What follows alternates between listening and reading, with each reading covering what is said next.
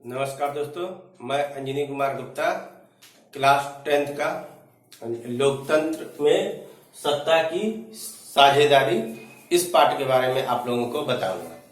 तो आज का हमारा जो टॉपिक है सामाजिक भेदभाव एवं विविधता की उत्पत्ति। तो समाज के अंदर भेदभाव क्या होता है, विविधता क्या होती है और इसकी उत्पत्ति किस प्रकार हुई है, इसके बारे में हम लोग जानेंगे।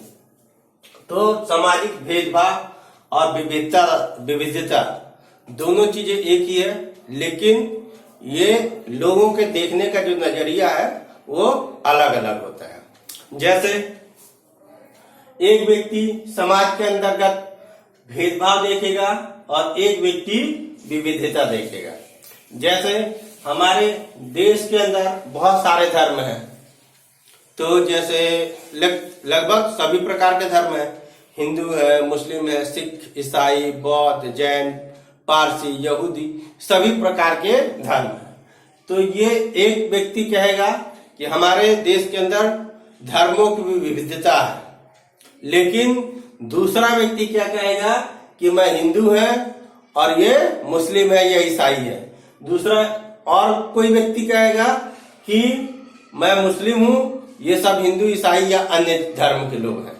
तो एक व्यक्ति क्या करता है, भेदभाव उत्पन्न करता है और एक व्यक्ति विविधता को देखता है एक ही चीज, लेकिन इसको जो हमारे देखने का नजरिया है वो अलग अलग प्रकार का होता है। जैसे मान लीजिए कि ये हमारे लिए बहुत ही गर्व की बात है कि विश्व का एकमात्र ऐसा देश है भारत, जिसमें सभी धर्म के लोग हैं और सभी धर्म को बराबर प्राथमिकता दी गई है। लेकिन कुछ व्यक्तियों को ये लगता है कि हमारे देश के अंतर्गत भेदभाव है, यानी कि सभी धर्म के लोग हैं ये, और इसी कारण क्या होता है, हमारे देश के अंदर लोगों के साथ भेदभाव किया जाता है। हिंदुओं के साथ अच्छा व्यवहार किया जाता है, मुसलमानों के साथ गलत किया जाता है, या मुसलमानों के साथ अच्छा किया जाता है, ईसाइयों या बौद्ध या जैनियों के साथ गलत व्यवहार किया जाता है। तो ऐसी भेदभाव और विविधता हम एक तरीके से एक ही चीज है, और इसको हमारे देखने का जो नजरिया है उसी को लोग बदल देते हैं। जैसे मान लीजिए कोई व्यक्ति है, तो किसी भी व्यक्ति के जन्म पर उसका अधिकार नहीं होता है कि वो हिंदू में जन्म ले ले या मुस्लिम में जन्म ले ले, या मान लीजिए अमेरिका में जन्म ले ले, भारत में ले ले, या ऑस्ट्रेलिया में ले ले, या स्विट्जरलैंड में ले ले।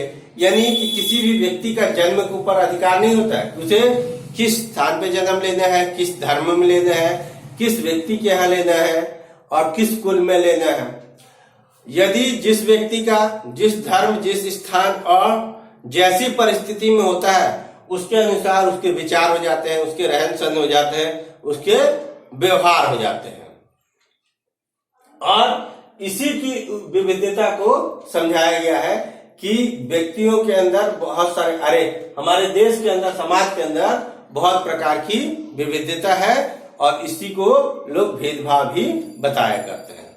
इसके बाद हमारा दूसरा टॉपिक हो गया सामाजिक भिन्नता एवं सामाजिक विभाजन में अंतर। जैसे हमारा दूसरा टॉपिक हो गया सामाजिक भिन्नता और विभाजन में अंतर, यानी कि जो समाज के अंदर भिन्नता है या विविधता है, इसी के कारण हमारा समाज बटा हुआ है, विभाजित है। तो ये कोई आवश्यक नहीं होता है कि सामाजिक भिन्नता ही समाज के विभाजन का कारण है। इसके बहुत सारे कारण हो सकते हैं। जैसे कि मुंबई की एक घटनाक्रम, इसके बारे में हम लोग उदाहरण के लिए एक उदाहरण ले लेंगे, जो कि आपकी किताब के अंदर भी मुंबई का उदाहरण दिया गया है कि जैसे 1961 ईस्वी में मुंबई में 34% लोग मराठी बोलने वाले थे और 2001 में 57% लोग मराठी बोलने वाले थे। तो आप इस दृष्टिकोण से हम देखें तो मुंबई में 1961 ईस्वी में जो मराठी बोलने वाले थे उनकी संख्या कम थी और वो एक तरीके से अल्पसंख्यक थे। लेकिन 2001 में मुंबई के अंदर मराठी बोलने वालों की संख्या कितनी हो गई? 57%। तो उस हिसाब से ये व्यक्ति क्या हो गए, बहुसंख्यक हुए। और यहाँ पे जन्म लेती है 2001 में तुष्टीकरण की राजनीति। तो उस समय शिवसेना के एक बड़े तेज तर्रार नेता थे राज ठाकरे। उन्होंने एक अभियान चलाया कि महाराष्ट्र में और मुंबई में जो रहेंगे तो मराठी भाषी लोग रहेंगे पूरे महाराष्ट्र के अंदर। मराठी के अलावा जो उत्तर भारत से आए हुए हैं, उत्तर प्रदेश और बिहार के लोग, उनको हमें क्या करना है, यहां से निकाल देना है। तो ये अभियान बहुत ही जोरों पे चला और इस अभियान के तहत जो मुंबई से ये प्रारंभ हुआ, ये भारत के बहुत सारे कोनों में चला। जैसे उड़ीसा में भी गया, उड़ीसा, बंगाल, उसके बाद दक्षिण भारत, असम, कई जगहों पे उत्तर प्रदेश और बिहार के लोगों को मार मार के भगाया जाने लगा।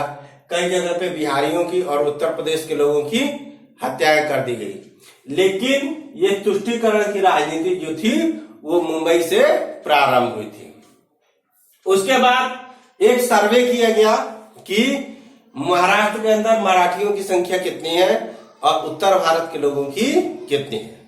तो उस सर्वे के दौरान ये पाया गया कि जो उत्तर प्रदेश और बिहार के व्यक्ति हैं उनमें 49% जो लोग हैं जो महाराष्ट्र की गरीब जनता के रूप में गिनी जाती है, तो उत्तर प्रदेश और बिहार के लोग हैं जो कि वहां पे मजदूरों का काम करते हैं या ठेला लगाने का काम करते हैं, फुटपाथ पे बैठ करके सामान बेचते हैं और कम दाम में मजदूरी का कार्य करते हैं।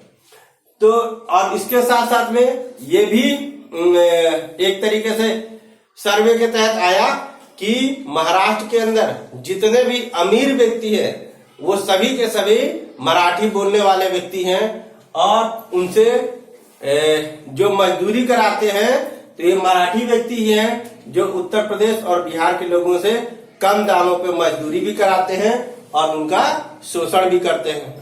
साथ साथ में सर्वे के दौरान ये भी आया कि यदि उत्तर प्रदेश और बिहार के सभी उत्तर भारतीयों को महाराष्ट्र से निकाल दिया जाए या मुंबई से निकाल दिया जाए तो लगभग वहां की जितनी भी फैक्ट्रियां हैं और हम कह सकते हैं सरकारी संस्थान हो या गैर सरकारी संस्थान हो, उनमें सभी में जो लेबर है या जो हम कह सकते हैं निचले स्तर का जो डिपार्टमेंट है वो समाप्त हो जाएगा।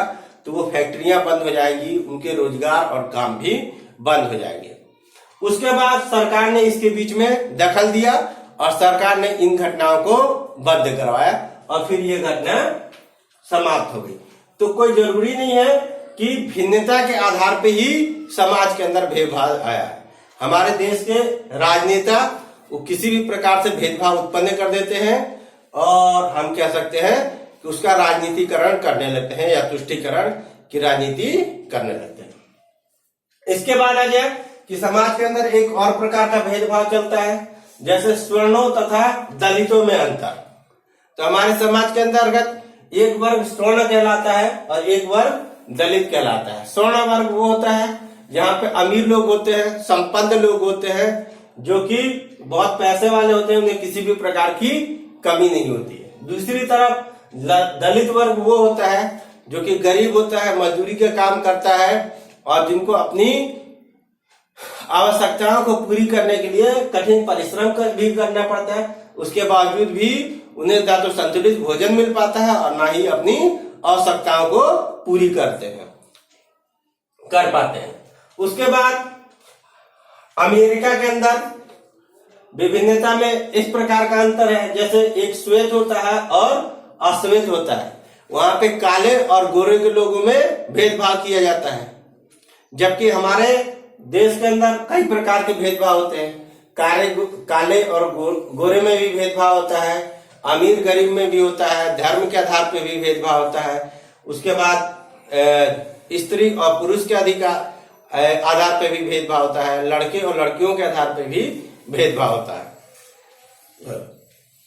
इसके बाद कुछ यूरोपीय देशों में धर्म के आधार पे भेदभाव होता है, जैसे कैथोलिक, जैसे ईसाई धर्म है तो वो भी दो भागों में विभाजित है। एक कैथोलिक ईसाई धर्म वाले होते हैं जो कि माता मरियम को मानते हैं और वो अपने आप को श्रेष्ठ बताते हैं। दूसरे होते हैं प्रोटेस्टेंट ईसाई धर्म वाले, जो माता मरियम को नहीं मानते हैं, जिसके कारण कैथोलिक चर्च वाले या कैथोलिक ईसाई धर्म वाले उनको निम्न मानते हैं। तो ये बहुत सारे यूरोपीय देशों में चलते हैं। एग्जाम्पल के तौर पे ब्रिटेन को ले सकते हैं और आयरलैंड को ले सकते हैं। इसके बाद आता है कि लोकतांत्रिक व्यवस्थाओं में सामाजिक विभाजन का स्वरूप। तो विश्व के सभी देशों में लोकतंत्र की व्यवस्थाएं कर दी गई हैं और लोकतंत्र के अनुसार किसी भी प्रकार का भेदभाव नहीं माना गया है। यदि कोई व्यक्ति भेदभाव करता है तो वो अपराधी माना जाता है, लेकिन इसके बावजूद भी वो चाहे किसी भी लेवल पे हो, किसी भी स्तर पे हो, हमें भेदभाव की घटनाएं आज ही देखने को मिलती है। जिसमें एक घटना थी 1968 ईस्वी के ओलंपिक, जिसमें 2000 रेस के जो विजेता थे वो अश्वेत व्यक्ति थे, जैसे अमेरिका के धावक टॉमी स्मिथ और जॉन कार्लोस, जिन्होंने क्या किया था कि 1968 की अमेरिका की जो रेस हुई थी ओलंपिक में उन्होंने मेडल हासिल किया था, लेकिन उनको लोगों के व्यवहार से भेदभाव महसूस हुआ। यदि किसी के साथ आप अच्छा व्यवहार करते हैं तो हर व्यक्ति को समझ में आ जाता है, यदि अच्छा व्यवहार नहीं करते वो भी व्यक्ति को समझ में आ जाता है, जिसके प्रति इन दोनों लोगों ने टॉमी स्मिथ और जॉन कार्लोस ने आवाज उठाई। तो इसकी जांच करने के लिए एक ऑस्ट्रेलिया धावक पीटर नॉर्मन को इसका जिम्मेदारी दी गई, लेकिन उन्होंने अंत में पक्ष अमेरिकी धावक टॉमी स्मिथ के रखा और जॉन कार्लोस के पक्ष में उन्होंने अपना फैसला दिया कि भेदभाव यदि किसी के भी साथ होता है तो वो असंतोषजनक है और भेदभाव एक तरीके से अपराध है। जबकि जो ऑस्ट्रेलिया धावक थे पीटर नॉर्मन, ना तो वो तो अमेरिका के थे और ना ही अश्वेत थे, तब पर भी उन्होंने साथ इन्हीं का दिया। तो ये भेदभाव का जो स्वरूप है वो समाज के अंदर समाप्त हुआ नहीं है और फिलहाल अभी तो समाप्त नहीं हुआ है, अभी चल रहा है। हमें ये घटनाएं दिन प्रतिदिन किसी न किसी रूप में मिलती हैं। धन्यवाद दोस्तों।